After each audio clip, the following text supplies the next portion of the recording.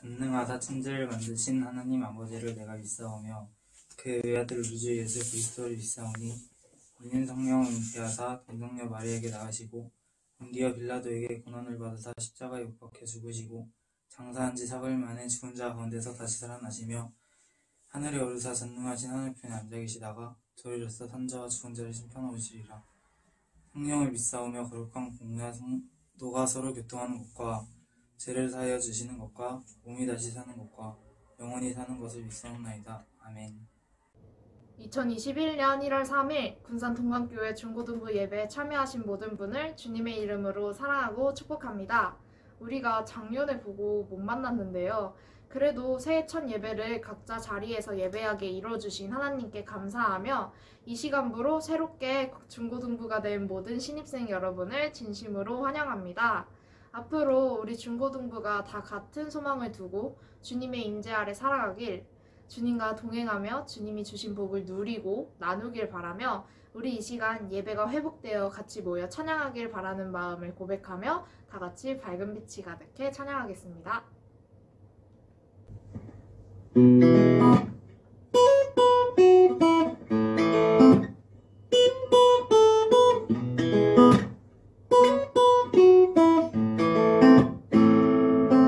밝은 빛이 가득해 주 은혜와 사랑해 이곳에 모인 우리 주가 기뻐하시네.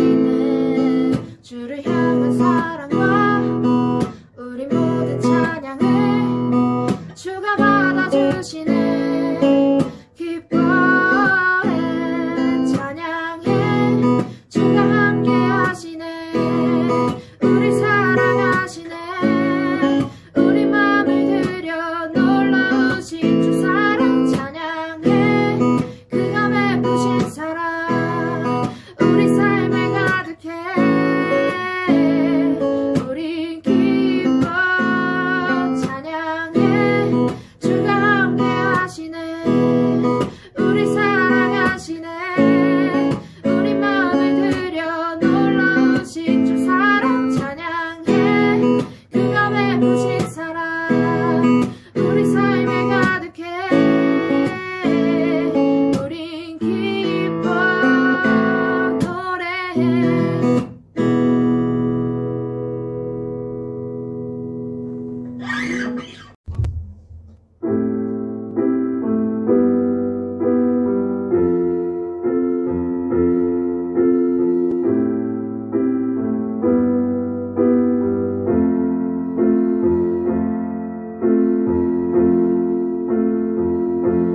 주 안에서 내 영혼 다시 태어나 이전 것은 지나고 새롭게 됐네. 죄로 물든 내 모습 예수와 함께 죽고 부활 생명 내 안에 새로운 삶이 열렸네.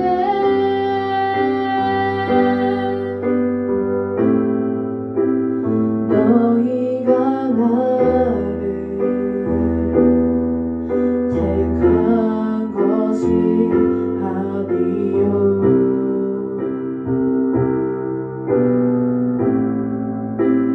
내가 너희를 택하여 세웠나니 오직 내 안에 오직 내 속에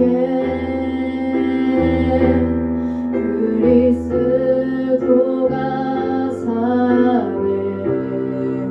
오직 내 삶에 오직 내 맘에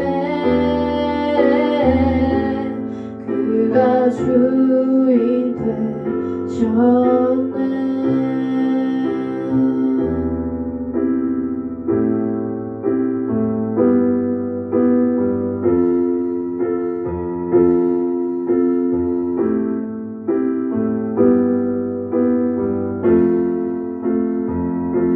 죄로 물든 내 모습 예수와 함께 죽고 부활 생명 내 안에 새로운 삶이 열렸네.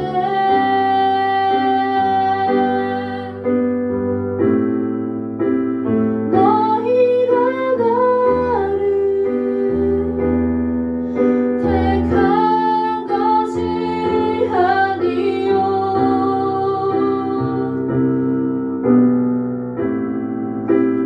내가 너희를 택하여 세웠나니 오직 내 안에 오직 내 속에 그리스도가 사네.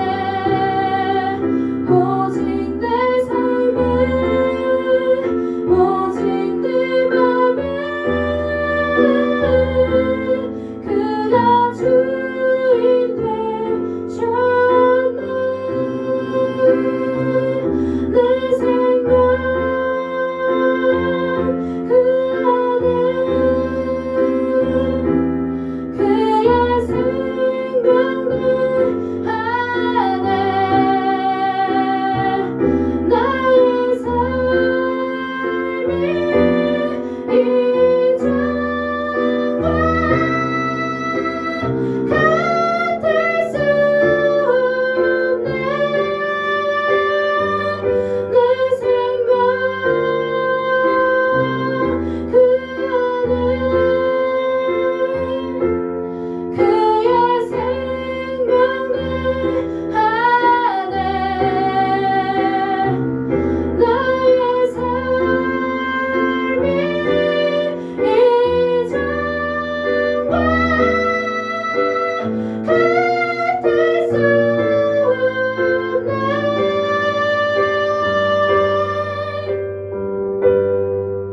오직 내 안에 오직 내 속에 그리스도가 사네. 오직 내 삶에 오직 내 맘에 그가 주인 되셨네.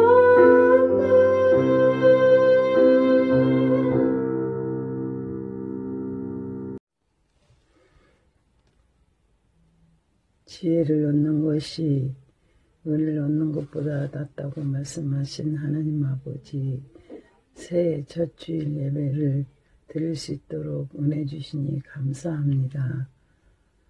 긴긴 코로나19에서 지내려니 지치고 힘들었지만 크신 사랑으로 지켜주셔서 감사합니다. 예수님께서 풍랑이는 바다를 꾸짖어 잔잔하라고 하심같이 전 세계에 돌고 있는 전염병을 명하여 사멸시켜 주옵소서. 우리 친구들이 잠잠히 하나님을 바라보게 하시고 하나님을 더 깊이 알아가는 한 해가 되도록 도와주시옵소서. 새해에는 말씀 보고 기도하는 일이 더 많아지게 하시고 하나님을 사랑하는 것이 우리의 본분이 되도록 하옵소서. 이 시간 준비하신 하나님의 말씀을 듣겠습니다. 세워주신 소태범 목사님, 하나님의 영을 부어주시어 능력 있는 말씀을 마음껏 전하게 하시고 우리 친구들과 선생님들에게 듣는 귀를 열어주시고 말씀에 순종하는 하나님의 기쁨이 되는 우리 친구들과 선생님들이 될 수 있도록 하나님 축복하여 주시옵소서. 이 예배를 하나님 기쁨으로 받아주시고 우리가 마음을 다하여 하나님을 사랑하는 귀한 시간이 되게 하여 주시옵소서. 우리를 사랑하시는 예수님의 이름으로 간절히 기도하옵나이다. 아멘. 오늘 우리에게 주시는 하나님의 말씀을 함께 읽도록 하겠습니다. 오늘 우리에게 주시는 하나님의 말씀은 창세기 1장 1절부터 5절까지의 말씀입니다. 목사님이 읽도록 하겠습니다. 태초에 하나님이 천지를 창조하시니라. 땅이 혼돈하고 공허하며 흑암이 깊음 위에 있고 하나님의 영은 수면 위에 운행하시니라. 하나님이 이르시되 빛이 있으라 하시니 빛이 있었고 빛이 하나님이 보시기에 좋았더라. 하나님이 빛과 어둠을 나누사 하나님이 빛을 낮이라 부르시고 어둠을 밤이라 부르시니라. 저녁이 되고 아침이 되니 이는 첫째 날이니라. 아멘. 오늘 우리가 읽은 하나님의 말씀 창세기 1장 말씀은 우리 기독교 세계관을 이야기를 할 때 같이 나눴던 말씀이기도 하고요. 굉장히 유명한 말씀이기도 합니다. 오늘 우리 다시 한번 이 말씀 이야기를 나눠보도록 하겠습니다. 성경을 이해하는 방식은 여러 가지 방식이 있습니다. 그럴 수밖에 없는 게 여러분 혹시 겨울왕국 많이 보셨나요? 겨울왕국 좋아하나요? 네, 목사님은 겨울왕국을 좋아하는 것도 조금 좋아하긴 하지만 굉장히 많이 봤습니다. 저희 딸이 지금 이제 어제 5살이 된 목사님의 첫째 딸이 겨울왕국을 매우 좋아했기 때문에 집에 들어와 있는 인터넷 TV로 소장용으로 결제를 해놓고 아이와 계속해서 봐서 겨울왕국 1과 2를 각각 50번 정도씩 본 것 같네요. 네, 거의 모든 노래와 스토리와 배경들을 다 이제 외울 정도로 그렇게 봤어요. 목사님이 그렇게 많이 봤기 때문에 이건 이런 내용이구나 라고 어느 정도는 이해를 하고 있는데, 파악을 하고 있는데, 겨울왕국에 대해서 유튜브에만 검색을 해봐도 수많은 영화 리뷰, 영화 분석 유튜버들이 각각의 시각으로 이거를 자아 성찰, 자아 실현, 어떤 자기 정체성의 발견 측면과 아니면 어떤 다른 정치적인 영역, 정치적인 부분으로 이해를 하는 그런 분석하는 관점들이 굉장히 다양하다는 것을 알 수가 있게 됩니다. 아이들 보는 애니메이션인 겨울왕국만 해도 그렇죠. 그런데 역사상 가장 많은 사람들이 읽었다고 알려진 문서, 그리고 가장 많은 사람들이 알고 있다고, 접했다고 알려진 이 성경이라는 문서가 얼마나 다양하게, 얼마나 많은 사람들에 의해서 분석이 되었고 연구가 되었을까요? 이제 그러다 보니까 성경을 이해하는 방식들이 굉장히 다양합니다. 우리가 얼마 전에 목사님 처음 왔을 때부터 같이 나누었던 이 관점은 기독교 세계관이라는 관점입니다. 여러분, 심지어 기독교 세계관도 목사님이 기본 3요소로 창조와 타락과 구속을 이야기를 했었는데, 심지어 기독교 세계관에 대한 관점도 창조와 타락과 구속 외에 회복이라든지 아니면 중간에 다른 요소들이 들어가 있는 수많은 분석과 갈래들의 기독교 세계관이 존재하고 있습니다. 이것도 굉장히 다르다는 거죠. 근데 우리는 어쨌든 기독교 세계관으로 성경을 이해를 했었습니다. 근데 성경을 이해하기 위해서 언약이라는 관점으로 또 이해를 하는 분들도 있어요. 하나님과 아담이 처음에 했던 태초의 그 언약, 행위 언약, 보통 행위 언약이라고 부르는데, 왜냐하면 선악과를 따먹지 않으면 어떤 행위를 하는 거죠. 따먹지 않으면 영원한 생명을 누릴 수 있을 것이다.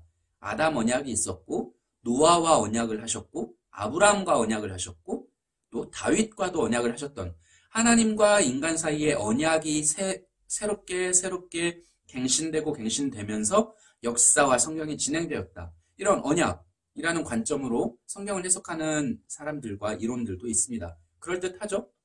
그리고 또 하나의 관점 중에 하나는 왕국의 개념입니다. 하나님의 나라 개념으로, 하나님의 나라의 관점으로 성경을 이해하는 이론과 사람들도 많이 있어요.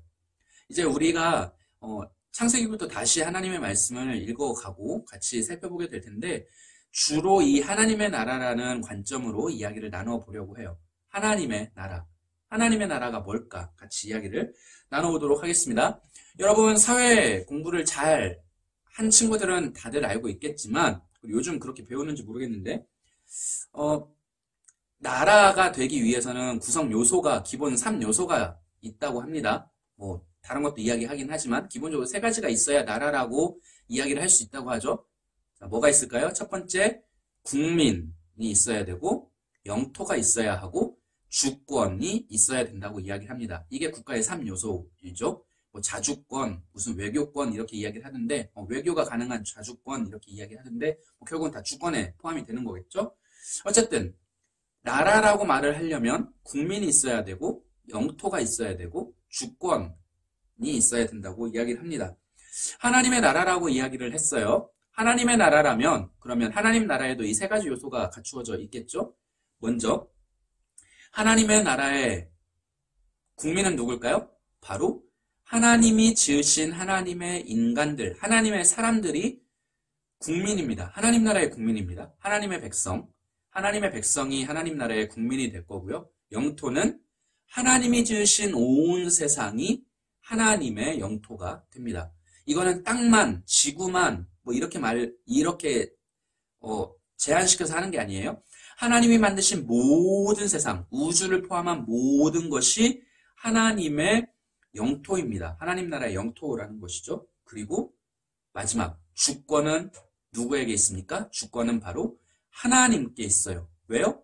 하나님이 만드신 나라니까 하나님께 주권이 있다는 것이죠. 하나님 나라는 이렇게 3가지 요소로 나라가 구성이 되어 있어요.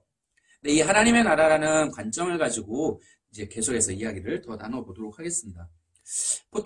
보통의 나라, 민주주의 국가, 특히 우리나라 같은 민주주의 국가들은 누가 주권을 잡느냐에 따라 굉장히 다른 양상을, 다른 형태의 모습을 보여주게 됩니다. 뭐 그런 얘기 많이 들어봤을 거예요. 우리나라 헌법 뭐 2조인가요? 1조인가요? 그렇게 이야기하는데 주권은 누구에게 있다? 뭐 국민에게 있다. 권력이 어디서 나오냐? 국민에게서 나온다. 이런 이야기 보통 한다고 합니다. 근데 그거는 뭐 당연한 민주주의 국가니까 뭐 그렇게 이야기를 하지만 실제로 통치권을 누가 가지게 되느냐? 민주당이 가지게 되느냐? 국민의힘 당이 가지게 되느냐? 기타 정당들 누가 가지게 되느냐? 어느 당이 어떤 생각을 가지고 있는 사람들이 통치, 주권을 가지게 되느냐에 따라서 나라의 모습이 많이 바뀌게 된다는 거예요. 그래서 누가 주권을 가지게 되느냐, 누가 실제 힘을 가지고 나라를 운영하느냐가 굉장히 중요한 문제가 되는데, 하나님의 나라의 통치권은, 하나님 나라의 주권은 하나님 외에는 누구도 가질 수가 없게 되어 있습니다. 왜 그럴까요?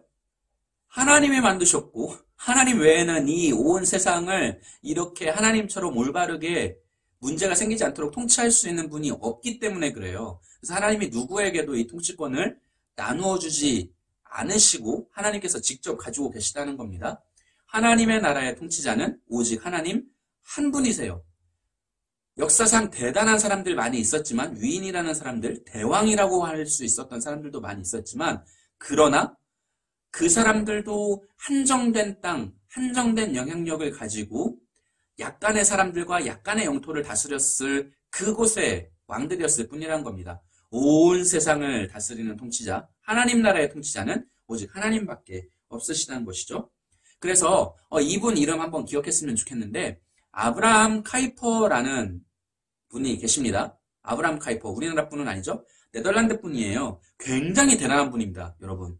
네덜란드 역사상 굉장히 중요하고 유명한 분이에요. 네덜란드 사람들은 다 알아요. 네덜란드의 목회자이시고 정치인일 뿐 아니라 교수로서, 총장으로서 교육자이셨던 분이에요. 목사님이면서 정치도 하셨고 교육도 하셨어요. 굉장히 대단한 분이죠. 많은 영향력을 미쳤던 분입니다. 굉장히 유명한 분이고 네덜란드에서 굉장히 중요한 역할을 하셨던 분이에요. 이분이 본인이 세우셨던 대학교의 총장으로 취임하시면서 되게 유명한 연설을 하셨는데, 그 자리에서 이 말씀을 하셨어요.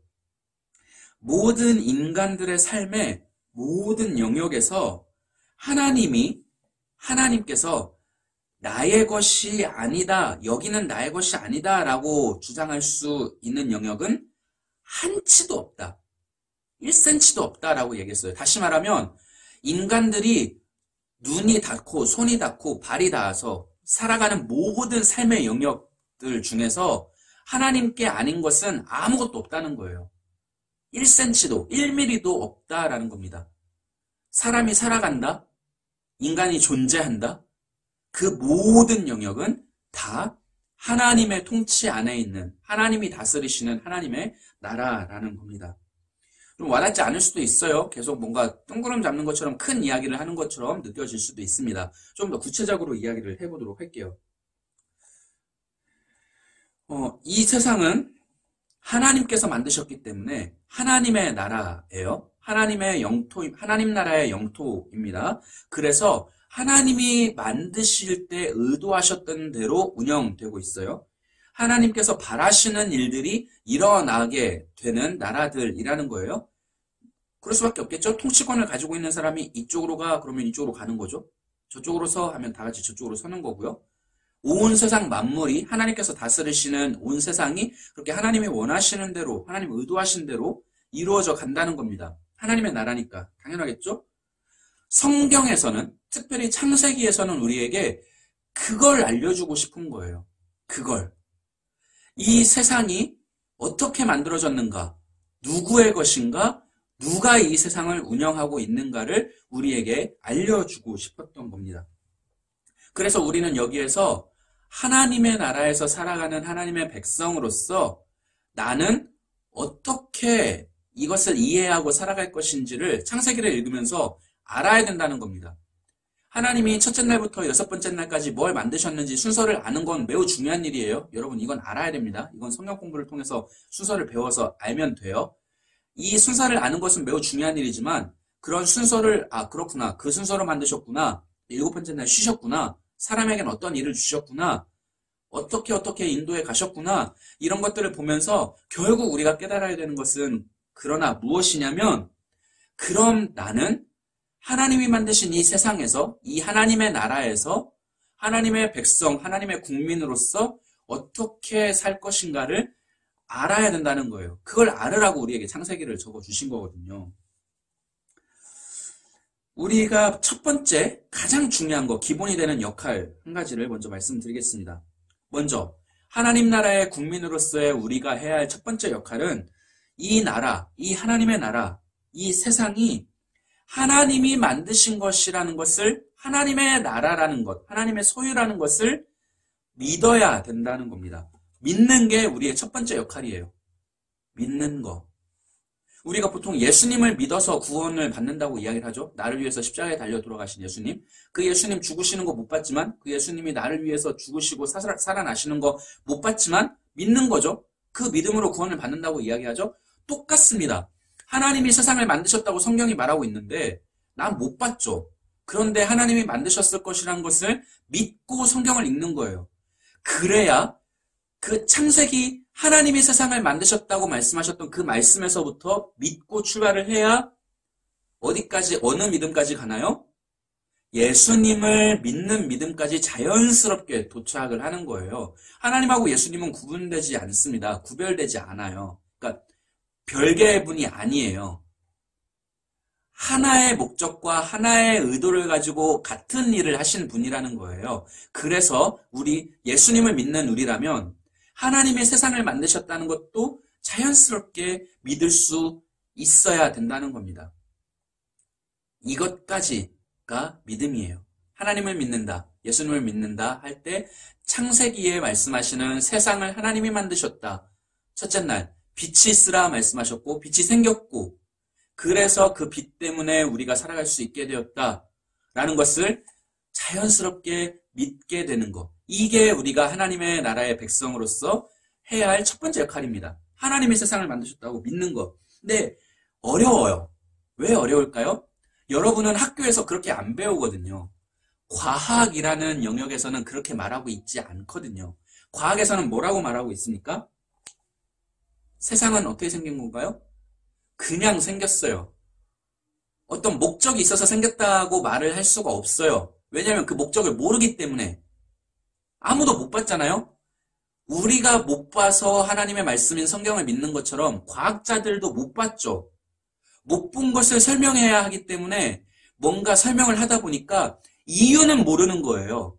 그렇게 됐을 거다라고 이야기하지만 왜 그렇게 됐을까? 목적이 있다는 것은 상상을 할 수가 없습니다. 목적이 있다는 건 그 목적을 가지고 행동한 누군가 있어야 된다는 건데 이걸 인정하려면 하나님을 인정할 수밖에 없잖아요. 그러고 싶지 않죠. 그러고 싶지 않은 거예요.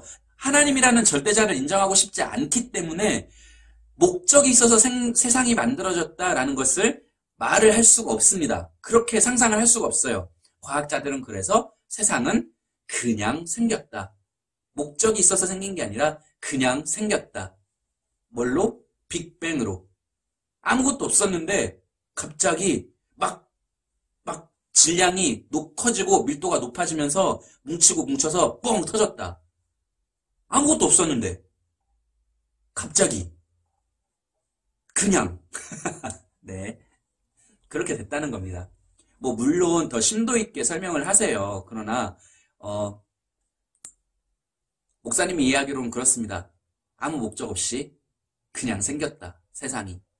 그렇게 우주가 생겨났고 그렇게 생겨난 우주에서 또 갑자기 은하계가 생겼고 태양이 생겼고 지구가 생겼다고 이야기를 하는 겁니다. 그래서 인간은 어떻게 된 걸까요? 그렇게 그냥 생긴 것들 중에서 무기물들이 계속해서 둥둥 떠다니던 무기물들이 합쳐져서 어느 순간 생명이 됐습니다. 그 생명이 편리를 따라서 진화가 됐다는 거예요. 편리를 따라서. 이렇게 되면 생존에 조금 더 유리하고 이렇게 되면 조금 더 생존에 유리하고 편하고 편리하고 유익이 되기 때문에 발전 진화해서 인간이 되었다. 팔 두 개, 다리 두 개. 최적화된 상태죠. 너무 편리하잖아요. 하나 더 있으면 더 편하긴 했겠지만 뭐 두 개로도 불편하지 않죠. 충분히 살아갈 수 있잖아요. 그리고 네발 짐승에서 시작을 했기 때문에 팔 두 개, 다리 두 개 충분히 가능하죠. 하나가 새로 나와야 되잖아요. 팔이 세 개려면. 근데 그거는 너무 이상하잖아요. 갑자기 비약이 되니까 그냥 그렇게 있던 앞단계로부터 앞단계를 자꾸 찾는 거예요. 앞단계를 찾아야 거기서 진화가 됐다고 이야기를 할 수 있으니까. 인간은 진화되었습니다. 편리를 찾아서 편리를 따라서 생명체들이 진화가 되다가 인간까지 이르렀다는 거예요. 여러분, 우리가 더 편리해지고 싶으면 언젠가는 과학자들의 주장대로 하면 언젠가 우리가 하늘을 날 수도 있어요. 그렇게 될 수도 있겠죠. 편리를 따라서 진화가 되는 거니까 과학자들의 진화론자들의 주장에 따르면요. 그렇게 되는 겁니다.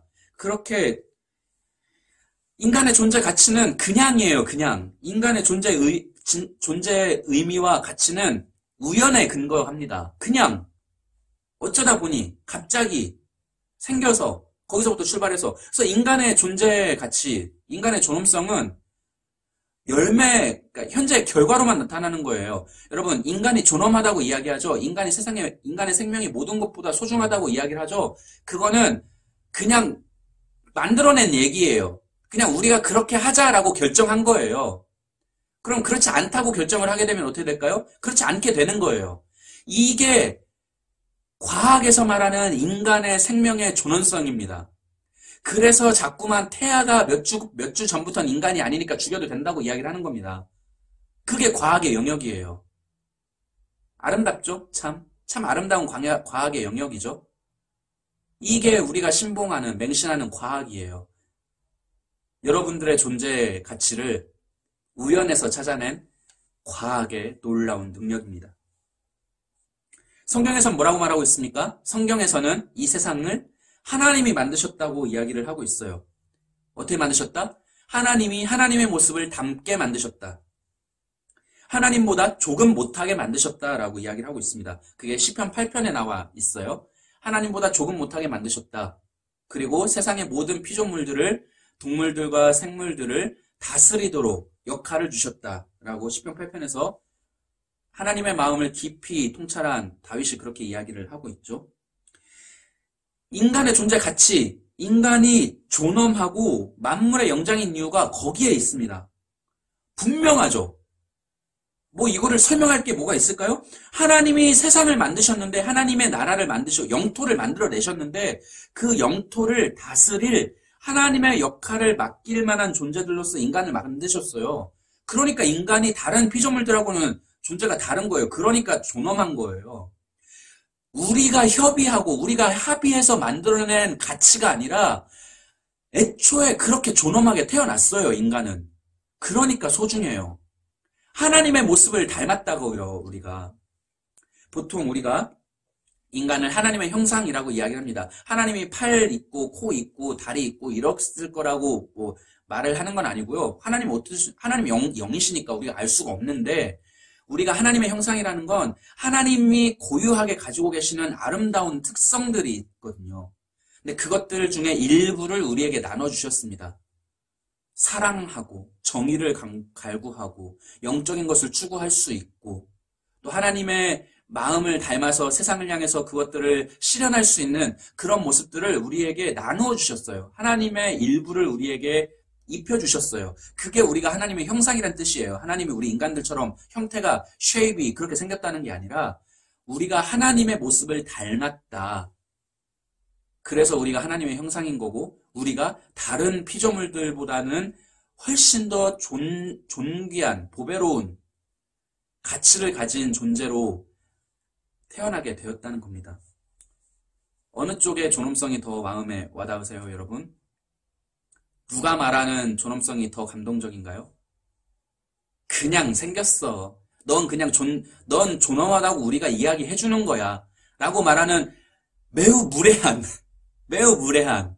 그래서 우리가 너는 더 이상 존엄하지 않아 라고 말해버리는, 규정해버리고 그 짐승처럼 치부해버리게 되는 영역에 인간들을 만들어내는 이 과학이 여러분의 마음에 와닿으시나요? 목사님은 전혀 공감이 되질 않습니다. 목사님이 하나님의 형상인 게 너무 감사하고요. 하나님의 형상이라서, 하나님의 백성이라서, 하나님의 모습을 닮아서 하나님의 주시는 마음들로 늘 그렇진 못하지만 다른 사람들을 칭찬하고, 다른 사람들을 사랑하고, 다른 사람들을 배려하고 위로할 수 있는 것이 너무나 기뻐요. 그건 목사님이 하나님의 형상이기 때문에 가능한 일입니다. 여러분들도 마찬가지고요. 하나님이 왕이신 것을 인정해야 되는 거, 믿는 거, 하나님의 나라, 이 세상이 하나님의 영토라서 다 하나님의 것이고, 그래서 내가 존엄하다라는 것을 믿는 거, 하나님의 존재와 하나님의 왕되심과 나의 존재의 의미를 믿는 것, 이게 하나님 나라의 백성으로서 우리가 해야 할 첫 번째 일입니다. 여러분, 나중에 또 이야기할 기회가 있겠지만 여러분은 굉장히 소중한 사람들입니다. 여러분의 환경과 상황이 아무리 좋지 않을지라도 여러분은 매우 소중한 사람들이에요. 사회에서, 심리학에서, 상담학에서 말하는 것처럼 여러분은 소중한 사람입니다. 죽지 마세요 라고 말하는 것은 여러분에게 위로를 줄 수는 있으나, 그러나 정말 여러분의 영혼과 마음 깊은 곳에서 위안이 되는 위로는, 너는 하나님의 형상이고 하나님의 모습을 닮았고 하나님이 직접 너를 만드셨다라는 여러분의 존재 가치입니다. 여러분은 그 정도로 소중한 사람들이에요. 여러분은 하나님의 모습이고 하나님을 닮았고, 하나님을 닮아서 하나님처럼 말할 수 있고, 하나님처럼 생각할 수 있고, 하나님처럼 행동할 수 있는, 이 세상 그 무엇과도 바꿀 수 없는 존엄함을 가지고 있는 하나님의 사람들입니다. 이걸 꼭 믿으셨으면 좋겠어요. 여러분의 존재의 가치와 우리에게 그런 아름다운 존재의 가치를 주신 왕이신 하나님, 세상을 만드신 하나님을 믿는 것, 이것이 우리의 첫 번째 역할이라는 겁니다. 첫 번째가 있었으니까 두 번째도 있겠죠? 두 번째, 하나님의 나라의 백성인 우리의 역할은 바로 이것입니다. 하나님 나라 안에서 자연스럽게 순리대로 사는 것. 아까 이야기했었죠? 하나님이 만드신 세상이기 때문에 하나님이 의도하신 대로, 하나님이 바라시는 대로 나라가 운영될 거예요. 통치될 거예요. 온 세상이 그렇습니다. 그렇다는 것은 우리도 하나님이 의도하시는 대로, 하나님 바라시는 대로 살아가는 거예요. 법을 지켜야 돼요. 이 나라의 법은 하나님의 기준이에요. 하나님의 의도가 기준이고 법입니다. 우리 모두가 안전할 수 있도록, 우리 모두가 행복할 수 있도록, 하나님이 행복하고 안전할 수 있도록 만들어두신 기준과 운영되는 원칙들이 있는데, 이것들을 거스르니까 위험한 거죠. 법을 안 지키니까 위험한 거예요. 법을 잘 지키면, 모두가 법을 지키면 안전한 거죠. 모두가 교통법규를 잘 지켜요. 모든 자동차가 신호를 잘 지키고, 규정속도를 잘 지키고, 모든 보행자들이 신호를 잘 지키고, 무단횡단을 하지 않으면 모두가 안전한 거죠. 모두가 법을 지켜서 그 법의 테두리 내에서 안전하니까. 그런 것처럼 하나님의 나라 안에서 하나님의 모든 백성들이 하나님의 말씀대로 행동한다면 안전한 게 아니라 하나님의 나라이기 때문에만 가능한 평화와 안식과 사랑을 누릴 수가 있게 된다는 거예요. 근데 우리가 타락했기 때문에 그것을 못 누리고 있는 겁니다. 하나님의 말씀을, 하나님의 법을 어기면서 살고 있기 때문에. 자연스럽지 않게 하나님이 의도하신 순리대로 살지 않기 때문에 우리가 위험하고 슬프고 곤란하고 힘겹게 살아가고 있는 거라는 겁니다. 하나님의 나라에서는 하나님의 말씀이 법이에요. 가장 쉬운, 구별할 수 있는 가장 쉬운 하나님의 법은 성경이죠. 성경. 더 구체적으로 말하면 10계명, 출애굽기와 레위기에서 우리에게 알려주는 하나님의 말씀, 법.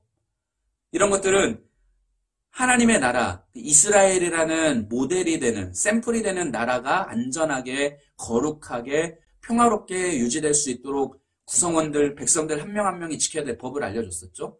이거를 확장시키면 됩니다. 이스라엘이라는 모델이 되는 국민들, 국가를 안전하게 하기 위해서 주신 법인데, 이거를 그 원리들 하나하나를 그대로 지키라는 게 아니라 그 원리들을 이해하고 확장을 하면 온 세상이 된다는 거예요. 그거를 예수님은 신약에서는 더 쉽게 하나님 사랑, 이웃 사랑이라고 정리를 해주셨습니다.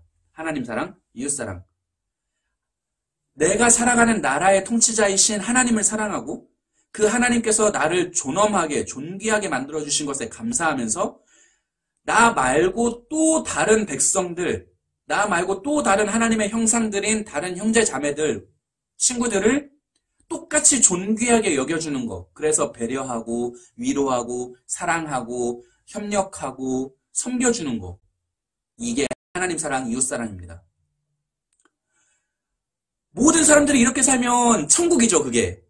그게 하나님이 원래 의도하신 에덴 아닐까요? 에덴은 하나님이 만드셨던 그야말로 완벽한 아름다운 세상이었어요.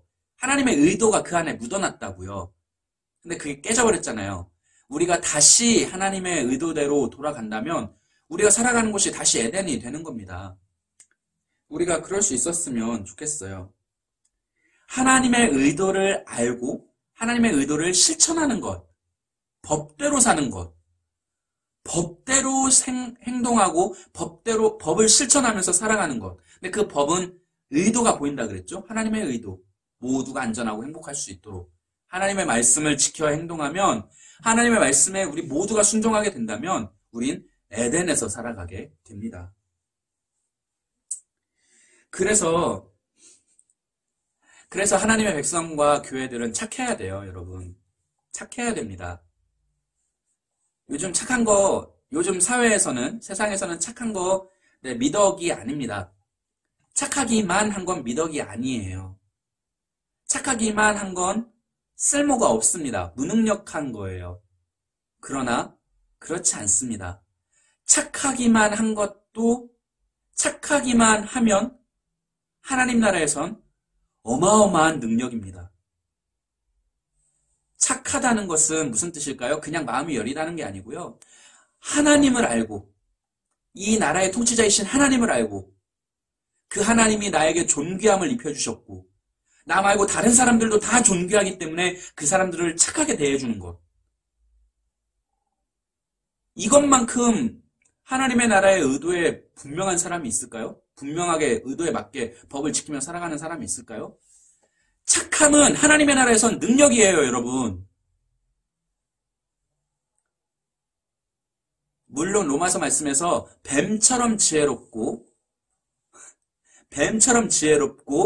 비둘기처럼 순결하라고 말씀했습니다. 근데 뱀처럼 지혜로워야죠. 근데 뱀처럼 지혜로운 게 비둘기처럼 순결하지 않은 상태에서 뱀처럼 지혜로운 건 아무 의미가 없어요, 여러분. 비둘기처럼 순결한 사람이 뱀처럼 지혜로워야 되는 겁니다. 비둘기처럼 순결하지 않은 사람은 뱀처럼 지혜로웠다가는 사회가 큰일 나요. 뱀처럼 지혜로워야 된다는 건 전제가 있어요. 비둘기처럼 순결한 사람이 뱀처럼 지혜로워야 되는 겁니다. 그러니까 약삭 빠른 아주 빠릿빠릿한 이런 사람들은 뭐를 기본적으로 장착해야 되냐면 나의 빠릿빠릿함과 나의 휙휙 돌아가는 잔머리로 내 유익과 나만 아니면 돼 무한 이기주의로 살아가기 위해서가 아니라 이것을 가지고 나와 하나님, 통치자이신 하나님의 의도를 이해해서 나와 주변에 함께하게 하신 많은 사람들, 하나님의 또 다른 하나님의 존귀한 백성들을 유익하게 하는데 살아가는 그런 생각과 마음을 가지는 모습을 가져야 된다는 거죠. 그래서 교회는 착해야 됩니다. 그래서 착한 일 많이 해야 돼요, 교회는. 그래서 교회들이 봉사도 많이 하고 어려운 사람들도 도와주고 반찬도 만들어서 어려운 독거하신 어르신들도 봉사하고 그렇게 하는 거예요. 우리 교회도 김장, 김치도 이렇게 갖다 드리고 성탄절에 혼자 계시는 어르신들 이렇게 성탄의 기쁨을 나누기 위해서 빵도 갖다 드리고 하고 하는 것들이 우리 교회가 뭔지를 알기 때문에 그렇습니다. 우리 교회는 뭘까요? 하나님의 백성들이 모여있는 곳이에요. 하나님의 백성들이 모여있는 곳이기 때문에 하나님의 법이 우리 하나님의 백성들이 모여있는 이곳을 통해서 실천이 돼야 되는 거죠. 아주 잘 이해하고 있는 겁니다, 우리 교회는. 그리고 우리가 흩어져서는 일상생활에서도 똑같이 해야 된다는 거예요. 착해야 됩니다, 여러분. 가능하면 욕하지 마시고요. 가능하면 사람들 험담하지 마시고요. 가능하면 거짓말하지 마시고, 가능하면 다른 사람들 피해 입히는 일에 동참하지 마시고, 가능하면 다른 사람들을 위로하고 격려하고 도와주는데 여러분의 마음과 시간을 사용하세요. 가능하다면 그렇게 살아야 합니다. 그게 하나님의 나라에 살아가는 백성들이 해야 할 역할입니다. 그게 하나님의 법을 지키는 일이에요. 국민이라면 당연히 법을 지켜야 되죠. 그렇게 법을 지킬 수 있는 저와 여러분들 다 되셨으면 좋겠어요. 우리가 그렇게 착하게 하나님의 법을 지키면서 살 때 하나님은 자연스럽게 우리한테 뭘 주시냐면요. 꿈을 주십니다. 그게 비전이에요.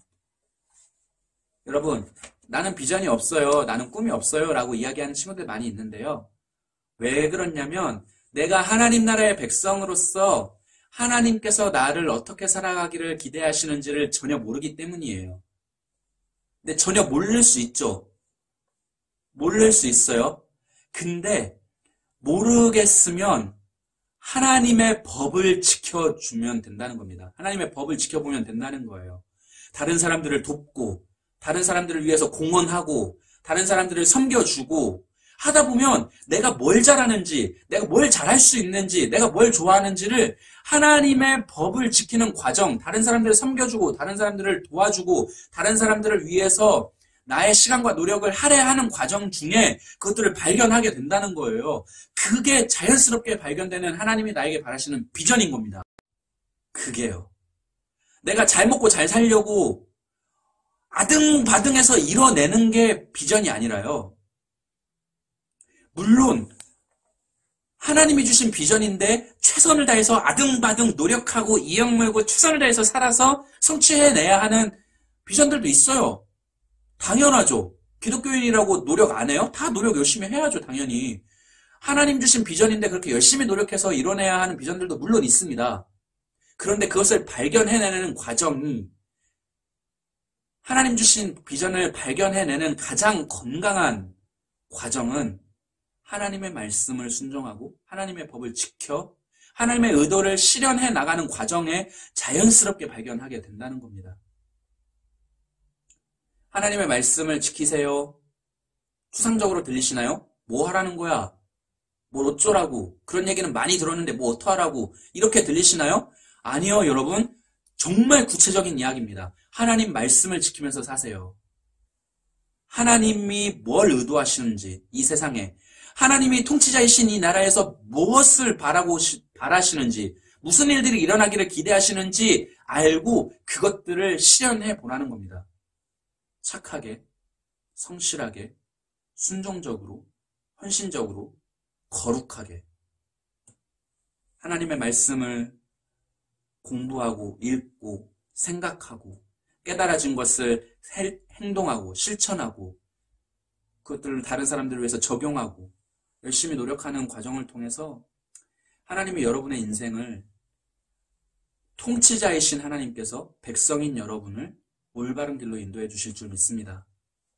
그렇게 멋지게 비전을 발견하고 멋지게 살아가는 그리고 멋지게 자라나는 기독 청소년들, 기독 청년으로 자라나는 크리스찬 어른들로 멋지게 자라나는 끝끝내 비전을 이뤄내서 하나님의 나라를 만들어가는, 이뤄내가는 멋진 우리 동강교회, 군산 동강교회 중고등부 친구들 다 되시기를 예수님의 이름으로 축복합니다. 기도하겠습니다. 사랑이 많으신 하나님, 하나님께서는 세상을 만드셨고 나를 만드시고 하나님의 뜻대로 이 세상이 유지되기를 기뻐하시고 바라고 계시는 줄 믿습니다. 우리에게 바라시는 바, 우리에게 기대하시는 것, 이 나라, 하나님 만드신 온 세상 가운데 일어나기를 기대하시는 일들이 우리를 통해서, 나를 통해서 이루어져 갈 수 있도록 도와주시고 내가 그 일들에 정말 성실하게 공헌할 수 있도록, 성실하게 동참할 수 있도록 나에게 기뻐하시는 나를 통해서 이루고자 하시는 하나님의 비전을 알려주시옵소서. 그래서 착하게, 성실하게 살아가다가 하나님이 나에게 바라시는 것이 무엇인지를 깊이 깨닫고 그것을 위해서 최선을 노력을 다해서 살아가는 삶의 방향을 알고 살아가는 우리 중고등부 친구들 다 되도록 도와주시길 바라며 사랑이 많으신 예수님 이름으로 기도드립니다. 아멘. 네, 오늘도 우리 군산동강교회 중고등부 온라인 예배로 참여해 주신 우리 중고등부 형제 자매들 그리고 선생님들 모두 감사를 드립니다. 계속해서 온라인으로 예배를 드리고 있어요. 별 생각 없었는데 어제 찬양 녹화하는 친구와 함께 이야기를 잠깐 나눴는데 이미 한 달 넘게 온라인으로 예배를 드리고 있더라고요. 그래서 아이고 참 언제쯤 다시 예배를 모여서 함께 드릴 수 있을까 좀 아쉬운 마음이 있습니다. 우리 어서 속히 우리 대면 예배가 회복이 되어서 함께 예배를 드릴 수 있었으면 좋겠고요. 그것을 위해서 우리 모두가 또 코로나 방역 수칙을 잘 지켜주셨으면 좋겠습니다. 그리고 지난주에 공지를 하려다가 못했었는데요. 예배 환경이 워낙 지난주에 좋지 않았어서 다시 한번 사과의 말씀을 드리고 앞으로는 우리가 매주 목요일 밤 9시에 지금 이름을 정하진 않았는데 그냥 가칭 목사님이 그냥 이름을 막 붙인 걸로는 주간 동광중고나라라는 이름으로 유튜브로 이렇게 보이는 라디오를 좀 진행을 하려고 해요. 매주 밤 9시 주간 동광중고나라라는 이름으로 우리 유튜브 교회 중고등부 계정으로 보이는 라디오를 진행을 좀 하려고 하고 있고요. 소소하게 한 주 동안 여러분이 어떤 일들이 있었는지 좋은 일, 안 좋은 일, 위로받고 싶은 일, 자랑하고 싶은 일 이런 거 있으면 좀 같이 목사님에게 연락을 주시고 사연이 채택되고 사연이 소개되면 당연히 그에 상응하는 상품도 나가게 될 거고요. 그리고 우리가 서로 주중에 어떻게 지냈는지 이렇게 이야기하고 또 한 주간 우리가 예배 시간에 나눴던 말씀 외에 같이 좀 암송했으면 좋겠는 짤막한 말씀 한 구절 가지고 같이 이거 말씀 나누고 같이 외워보기도 하고 또 이번 주에는 내가 이런 찬양을 들었는데 이런 찬양 한번 다른 친구들도 한번 다 같이 들어봤으면 좋겠다 하는 찬양들 있잖아요. 그래서 찬양 신청곡 그리고 찬양 추천 이런 것들도 하면서 서로서로 나는 평소에 뭐 하는지 그리고 이번 주엔 뭐 했는지 이런 식으로 이야기를 나누고 좀 공감하고 그런 시간 갖도록 하겠습니다. 주간 동광중고나라 주간 동광중고나라 유튜브를 통해서 진행할 거니까 혹시 목사님이 취재차 여러분에게 연락을 막 돌릴 수도 있어요. 그러면 뭐 때문에 연락하셨지 나한테 뭔가 사연을 뽑아내고 싶구나 그럴 수 있으니까 관심 가져주시고 작은 사연이라도 주중에 있었던 작은 일들 소소한 일들이라도 이야기를 같이 나눠주시면 감사하겠습니다. 그리고 우리 계속해서 찬양팀을 모집을 하고 있어요. 우리 찬양팀 이제 곧 찬양팀 먼저 좀 정기적인 말씀 모임, 찬양 모임, 기도 모임 이런 거라도 하려고 하는데요. 우리 찬양팀 먼저 모이려고 하고 있어요. 네, 찬양팀 여러분 모집하고 있습니다. 찬양팀을 모집하고 있으니까요. 찬양팀 나 악기를 배워보고 싶어. 네, 최대한 악기를 배울 수 있는 방법을 찾아보겠습니다. 선배를 찾든 선생님을 모시든 어떤 식으로든 최대한 방법을 찾아보겠습니다. 그렇고 우리가 같이 찬양하면서 교제하면서 믿음으로 성장하는 과정들을 함께 찬양팀 안에서 누릴 수 있었으면 좋겠습니다. 그리고 이제 새해가 되었고 신입생들도 들어왔는데요. 다음 주중에는 이제 주간 동방 중고나라 통하든지 예배를 통해서라든지 우리가 팀 체제를 운영을 하기로 했었거든요. 관심 있는 영역들. 네. 그런 것들을 팀원들을 모집을 해서 팀으로 일이라기보다는 사역을 재미있게 해보려고 해요. 교회 안에서 만들어서 우리끼리 프로젝트도 해보고 우리끼리 활동도 해보고 팀 중심으로 해보려고 하거든요. 주중에 정리를 해서 어떤 팀들이 있는지 쫙 공개를 하고 여러분들이 그 팀 안에서 들어가서 재미있게 활동할 수 있도록 그리고 교회를 위해서 여러분들이 역할을 할 수 있도록 관심 있는 부분들을 할 수 있도록 그렇게 장을 마련해 보도록 하겠습니다. 네, 찬양팀과 우리 기타 나머지 사역팀들 관심 가져주시고요. 많이 많이 동참해 주시면 좋겠습니다.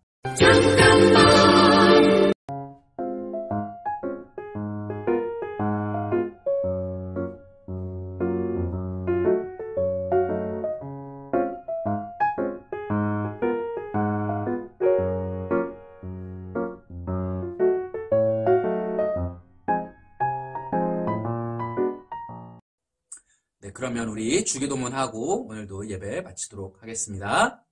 하늘에 계신 우리 아버지여, 이름이 거룩히 여김을 받으시오며 나라의 임하옵시며 뜻이 하늘에서 이루어진 것 같이 땅에서도 이루어지리라.